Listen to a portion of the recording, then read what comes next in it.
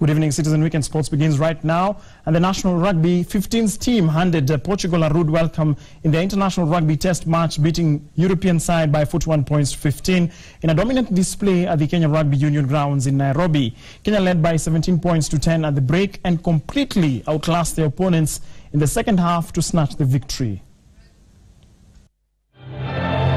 Both teams sang their national anthems with emotion, and it was a sign that the match would be explosive.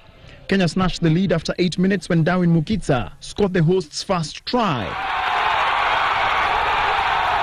Teammate Laila Siligwa extended the lead with a conversion. After 22 minutes, Jacob Oji provided the platform for the second try, with Laila Siligwa offloading to Kevin Omio, who dived over. Mukitsa's conversion found its mark for a 14-0 advantage. The Portuguese struck back 9 minutes to the break when Cyril André scored in the corner flag. Yannick Ricardo converted the try successfully and was again on the scoreboard soon after with a penalty after Kenya infringed. Mukitsa, however, cancelled Ricardo's penalty kick with one of his own for a 17-10 halftime lead for the hosts. In the second half, Brian Nyikuli, the captain of the day, led by example, scoring Kenya's third try. Mukitsa maintained his precision in front of the uprights to the conversion. Samuel Liech, who had tested the Portuguese defence numerous times, finally found his name on the score sheet with a well-worked try. Oliech's effort inspired teammate Jacob Oji, who showed a clean pair of heels for Kenya's fifth try. Robert Aringo was the power substitute, and he increased Kenya's points tally to 41 with a converted try. The Portuguese scored their second try, but a fight back was clearly beyond their reach as they were beaten by the clock to slump to a heavy defeat to the hosts. So it's a huge success so far for Kenya, and the way the guys are playing, it's for us, I think we are on track where we want to be. We knew we were going to win because, for one, they're big, we're lighter, so that means we're faster. So we decided to go with that game plan, and it worked for us. We're not organized in defense. We make many mistakes when we put some pressure, and the defense was not organized. We give them too many goals. It was a convincing victory for the national 15s team against the European side. Kenya will take a deserved rest before preparing for their next fixtures against Zimbabwe and Tunisia. Let's move on to football, where KCB notched up their third win of the Kenyan Premier League season with a clinical 3-0 hiding of Muhoroni Youth at the Kasarani Stadium.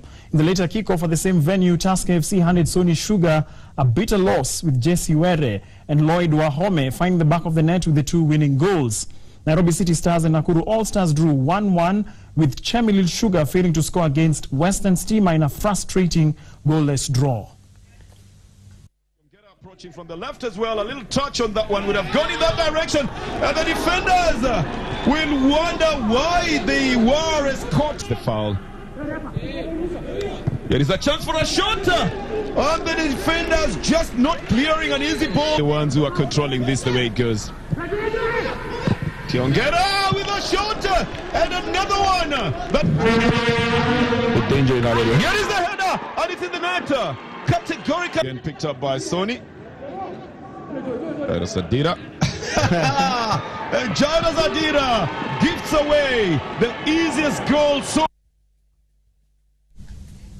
Indeed, it was one of the easiest goals scored there.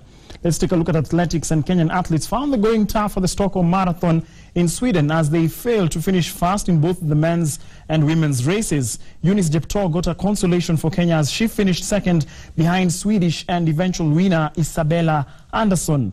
Jeptor was part of the leading pack from the start of the race, but home girl Andersson seemed to have more gas in the tank as she raced to victory, with Jeptor settling for second. Jeptor set a slow time of 2 hours, 34 minutes and 59 seconds. The men's race, Kenyan athletes led from the front in the initial stages but fizzled out. Around 2:30, the victor's crown. Let's take a look at football, and Arsenal retained the FA Cup trophy with a clinical 4-0 victory over Aston Villa in a match that was played at Wembley. Here are the goals. Monreal, Sanchez climbing. And it's thrashed in by Theo Walcott. The selection pays off for Arsene Wenger. The pressure. Full of vim and vigour, as you would expect. Sanchez can hit them from here. My word, he's hit that one. and has totally ripped it past Shea Given. And there it is, Mertesacker.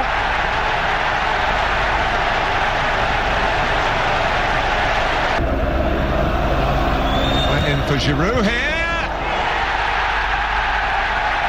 It's 4. Returns to Arsenal.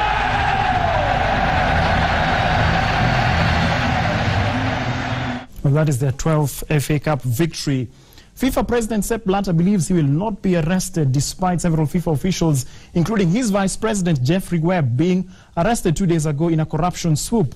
The 79-year-old was elected yesterday at the FIFA Congress amidst claims that he had abused his position as the president of the world's biggest sporting body. He now faces the daunting task of restoring public faith in an organization tainted by allegations of graft and deeply divided over his leadership. Elected by 133 national associations, but I am the president of everybody. And I'm also the president of those associations. They have been against me. Also, Chelsea edged Thailand All-Stars by a solitary goal in a post-season World Tour in Bangkok. The lone goal was scored by Dominic Solanke. Here it is.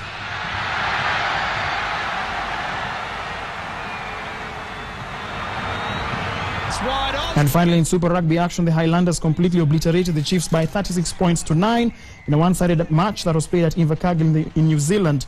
Patrick Osborne, Waisake Naholo, Richard Barkham, Richard Bachman, Richard Smith managed to score all those points. Beautifully worked by the Highlanders. Well, that update on Super Rugby marks the end of Citizen Weekend Sports for tonight. Thank you so much for watching. I'm Bernard Ndong. Fashion Watch is up next. Stay tuned for that.